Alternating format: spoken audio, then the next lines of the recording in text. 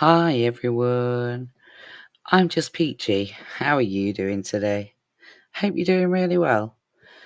So in today's video, it's a little bit different. I thought I would show you my beautiful daughter decorating my face with lovely big splodges of face paint. And it doesn't matter if I say don't go near my eyes, we will still go near my eyes. So it's quite a funny little video clip I'd put on here just to make the video a bit more interesting. So today, I want to talk about my living situation and a little bit of an update. As some of you are aware, um, if you follow my channel, if not, just hit me up here, give me a little like and subscribe, hit that notification bell, and you'll be notified every time I upload a video. I do lots of things on this channel, lots of art things, shopping hauls, live talks, bit of everything. So I hope you enjoyed today's video. I'm going to update you on the eviction progress that we're in at the moment, and I want to produce some facts really on the situation, because I've spoken about it before, and I know that it's a bit difficult when you don't see things on the screen about it. So today I'm putting up I'm going to put the link in the description box, the shelter website. I'm going to put some screenshots up.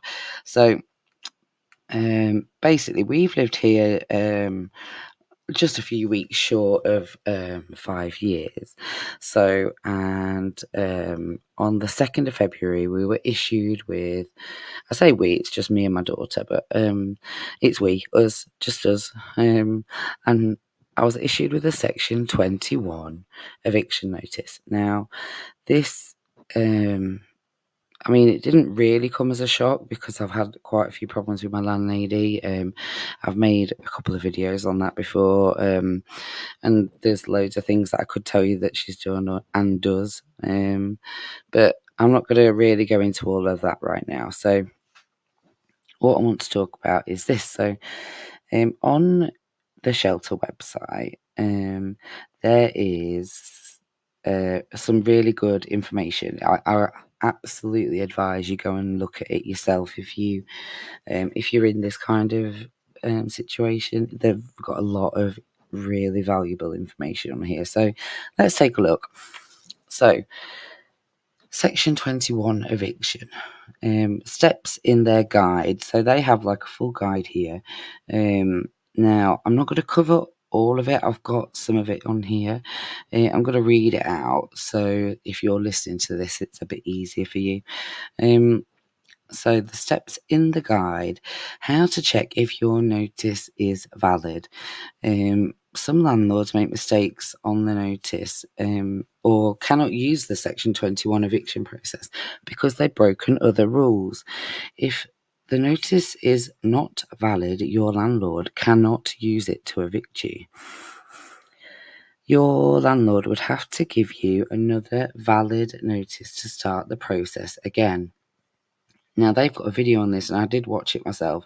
I advise you to go and watch it about it, because it basically covers all of these points. And if you're not very good at taking information in that's written down, like me, ADHD, then I can't always take the information in.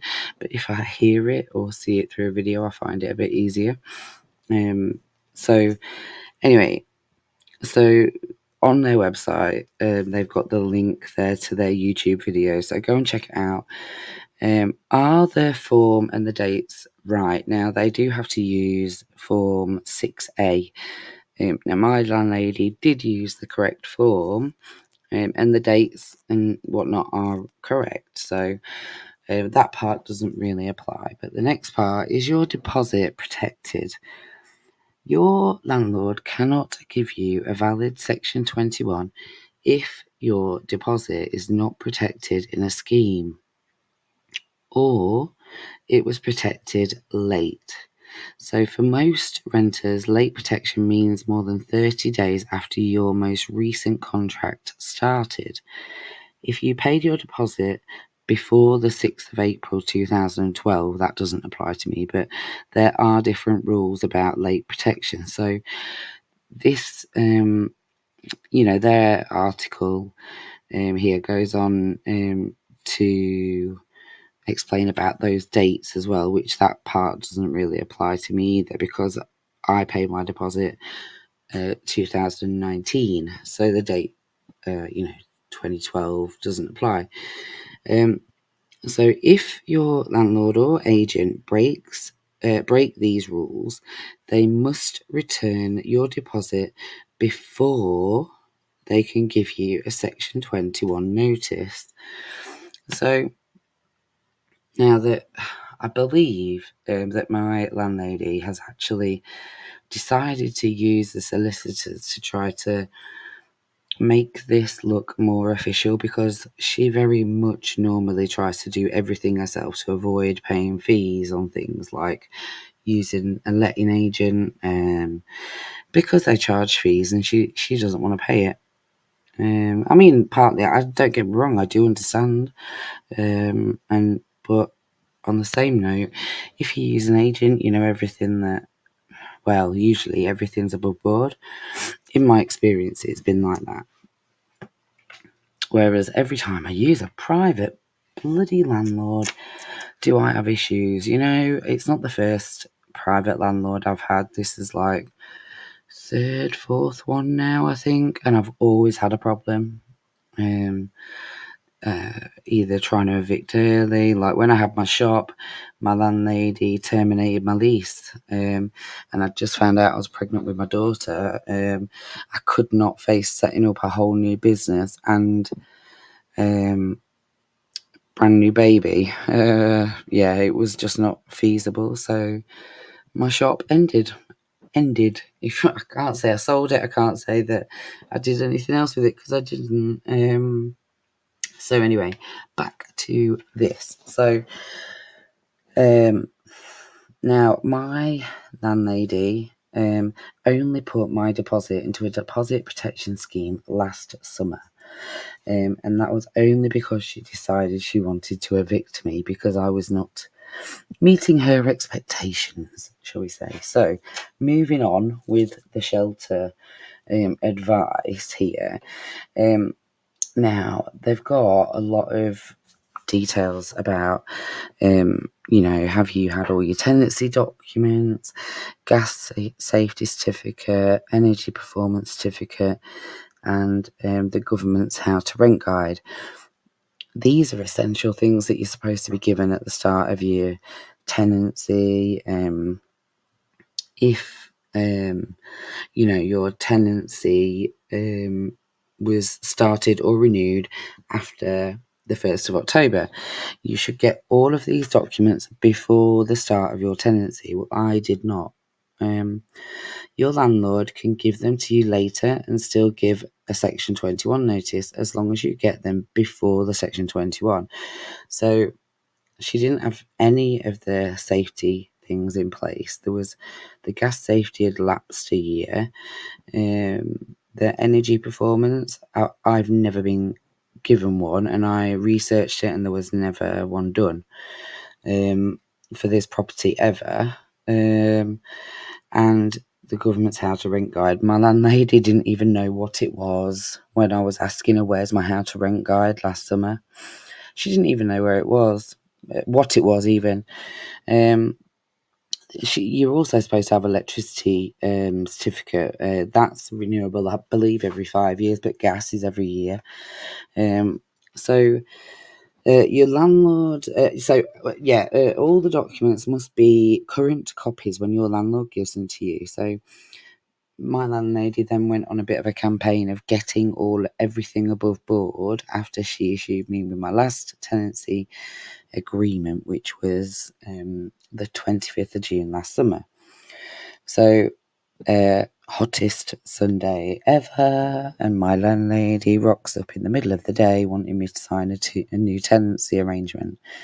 with a rent increase, payable within 7 days, etc., etc. So, anyway, carrying on with this issue. Tenancy deposit protection rules. Your landlord or agent must protect your deposit if you have an assured short hold tenancy, AST. Most private renters have this type of tenancy. Protecting your deposit means registering it with a special tenancy deposit scheme. The scheme could help when your tenancy ends if your landlord wants to keep your deposit. Deposit protection time limits. From the day when your landlord or agent receives your deposit, they have 30 days to protect it with a deposit protection scheme and then give you certain written information about that scheme. If your landlord charges a refundable head deposit, this is still a tenancy deposit and must be protected with a scheme. So there's 3 scheme providers: Deposit Protection Service, My Deposits, and Tenancy Deposit Scheme, TDS. So you need a postcode, surname, a tenancy start date, and deposit amount to search. And if you can't find the details, then call them. So I searched those providers and it's never been protected until last summer. So the deposit must stay protected for your whole tenancy. So not just when you decide you want to evict your tenant, it's supposed to be there for the whole tenancy. So find out what should happen if your landlord or agent changes during the tenancy. There's a link to check that. And then it goes on to talk about the deposits paid before April 2012, which obviously that part doesn't apply to me.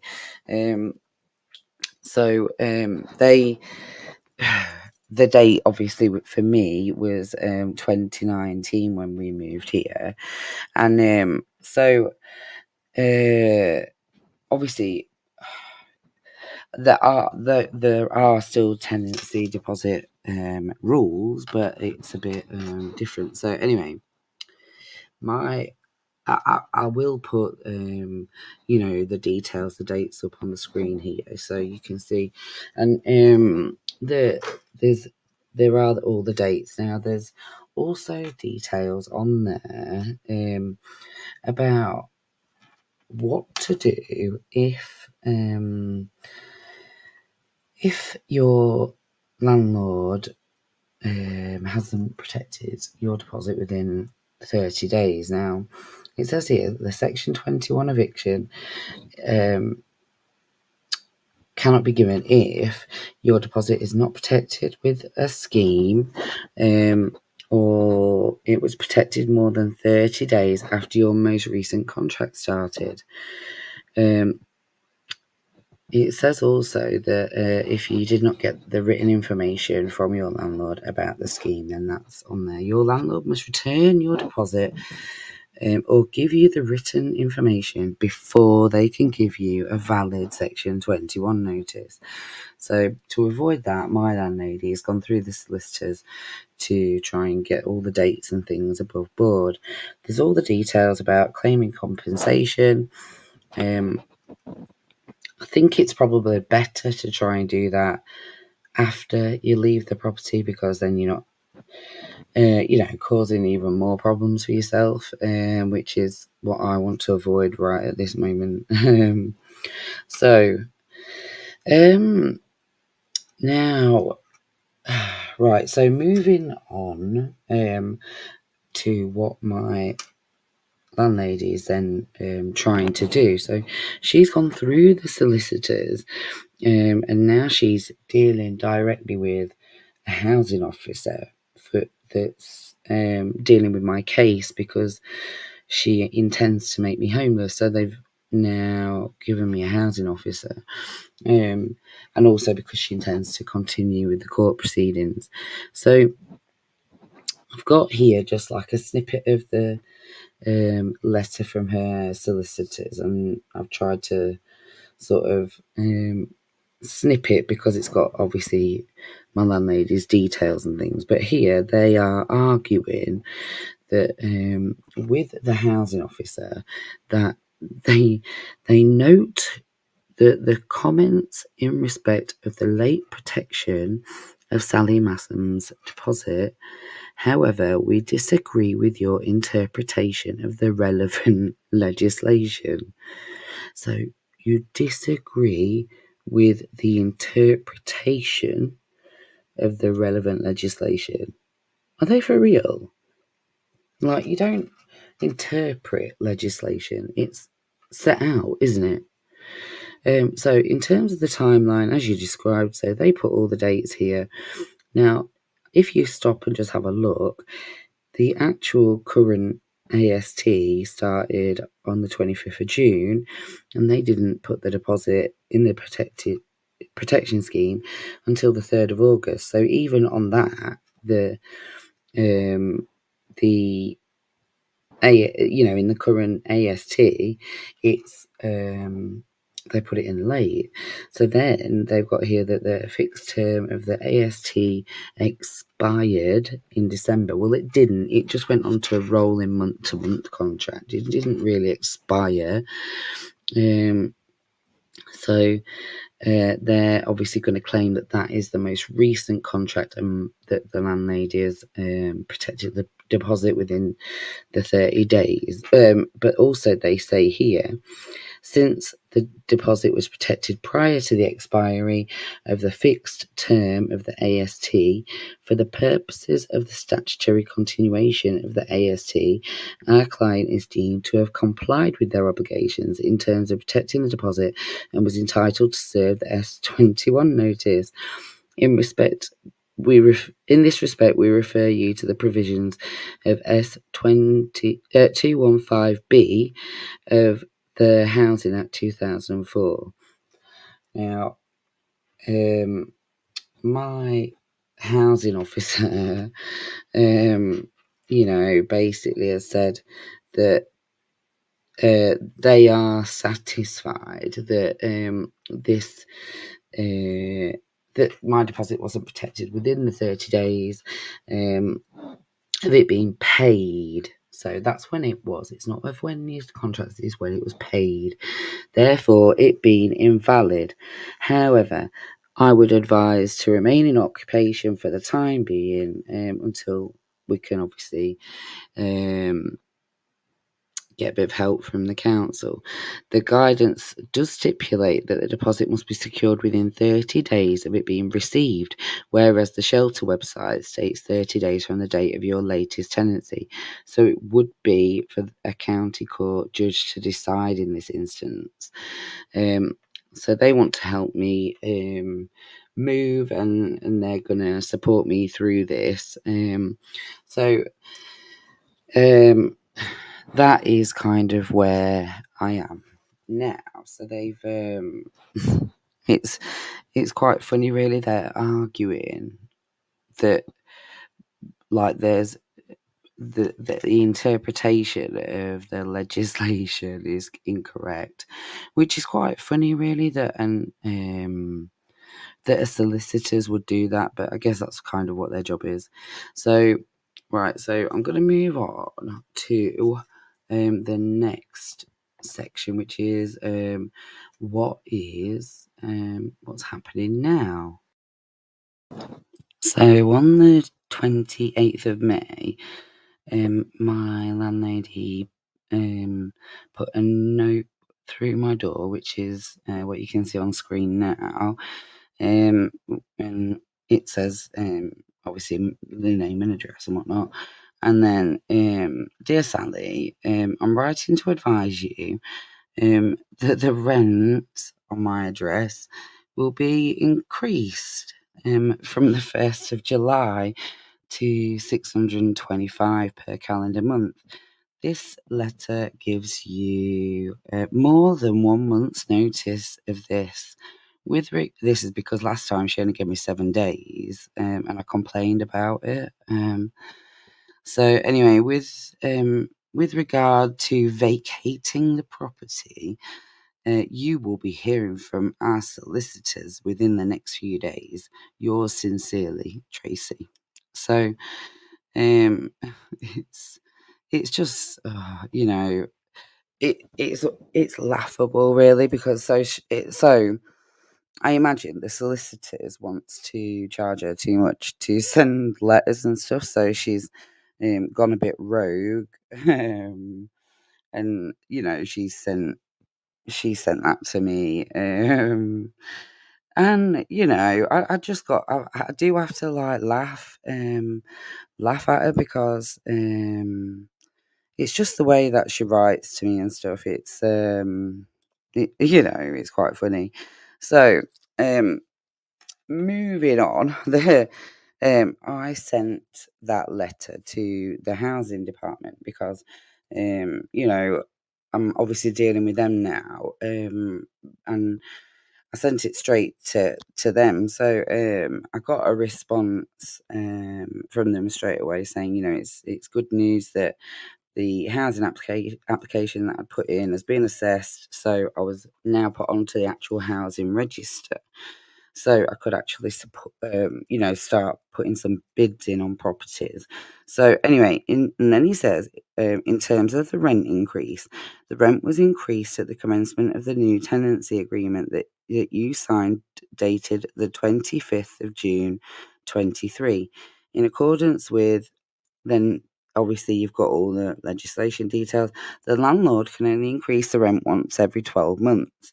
The proposed change takes effect on the 1st of the 7th, 24. However, the landlord has failed to use the prescribed form, which is required by law. This is as per Section 13 of the Housing Act. Guidance can be found at. And he attaches a copy of the form, so I've popped that up on the screen as well for you to see.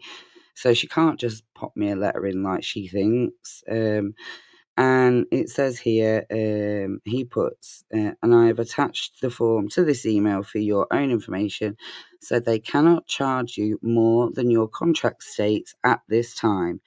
Would you like me to discuss this with the landlord? So I said yes, because I want to deal with her directly as little as I actually have to, because um, anything that I do say to her, she'll try and use against me. So anyway, so um, that is kind of bringing us to where we were probably about a week ago.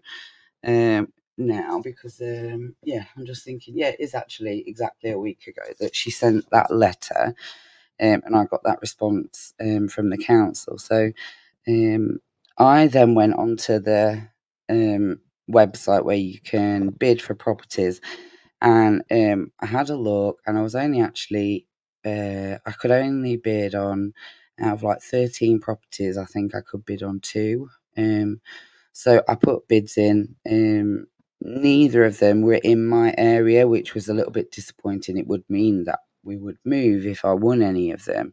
So anyway, I thought, you know what, I'm just going to bid on them. Have a go, because if you don't have a go, you don't know, do you? So anyway, I'm going to put up on the screen now what happened. So I bid on a couple of properties, as I say. They were both bungalows, and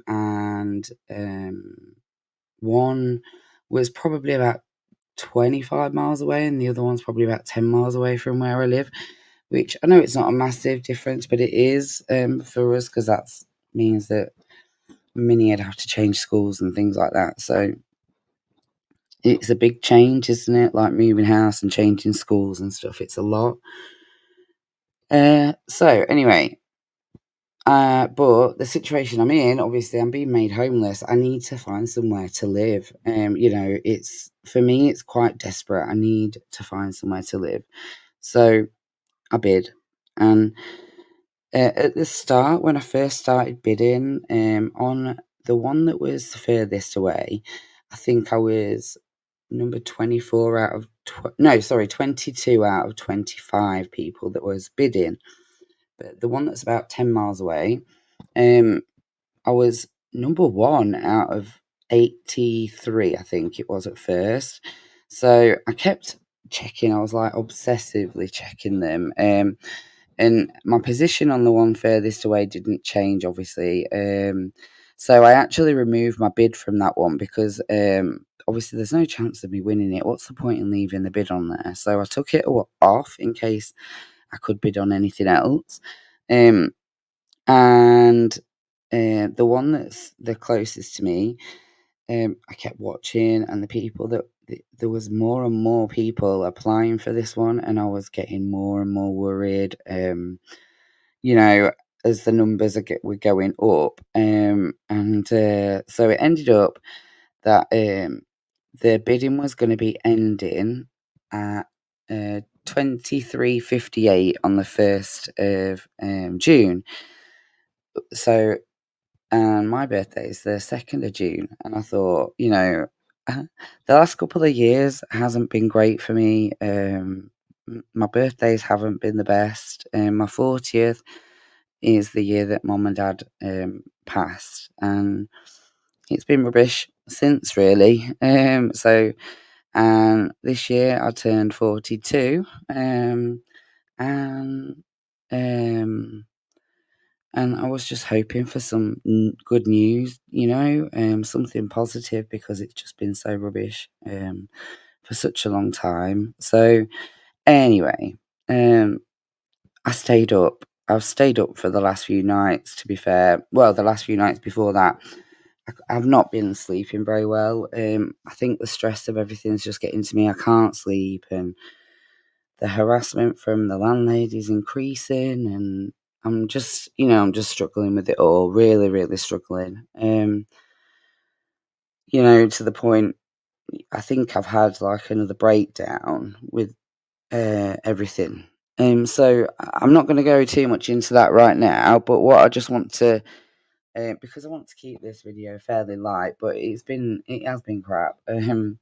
So, but what I will say is, the bidding did end, and it was quite funny because I was there watching it, and at 10 minutes before the bidding was due to end, Minnie woke up and came through, and it's really bizarre, isn't it, that she came through um, at the same time. I thought it was a bit anyway. So I watched it and watched it and watched it, and it turns out that I was first out of 108 people. Now, I didn't take a screenshot of the 108 because I didn't actually manage to, but I got on and it was 107, and I'll show you that up on screen. So, and that was really cool. Like, so, and um, when I said to Minnie, "Oh my God, guess what? We've won it. We've won the house." Like, I haven't actually had confirmation by phone or anything, but Minnie started squealing, and I was really happy. And she just turned around and said, "Mummy, mummy, this is the happiest I've ever, ever, ever seen you." Like, and I just thought that was the sweetest thing ever. So. Uh, Trying to keep it positive, but haven't heard for definite that we've won it.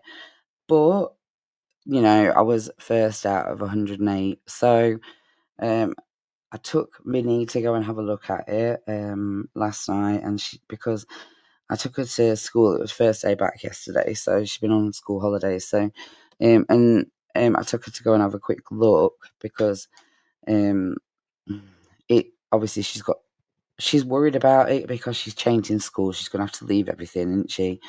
But I think I kind of set her mind at ease a little bit. I took her and we had a little walk around the house outside. Obviously, we can't look inside, and there's a lot of work that needs doing, and I haven't got the money for it. I don't know what the flip I'm gonna do. I haven't even got the money for a deposit, but I've won this house, so I've got to work it out somehow. So because I promised Minnie that we're getting a new house, and so somehow I'll work it out. And yeah, so it's exciting times. Hopefully. please keep your fingers crossed. And obviously I'm going to update on here, like, and if we do definitely get it, and probably update like on all the stuff that I've got to do to it as well, because looking through the windows, it needs a lot of work. There's no flooring. I've got no money for flooring. I don't know what the fuck I'm gonna do. Anyway, I'll work it out. So I won't work it. I don't know what the fuck I'm gonna do, but I'll get it. I will get it somehow. So I've got to get it, and I've got to now. So thanks so much for watching. I hope you've enjoyed this update and watching my little crazy person decorating my face. I hope that you've enjoyed it. If you have, please give me a quick like. It only takes a second to hit that like. It only takes another second to hit that subscribe and the notification bell, and then you'll know whenever I update and upload another video.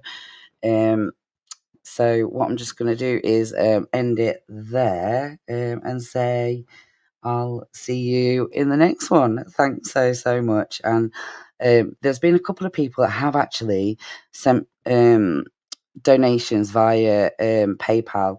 You know who you are. I will start putting it up on the screen when people do this.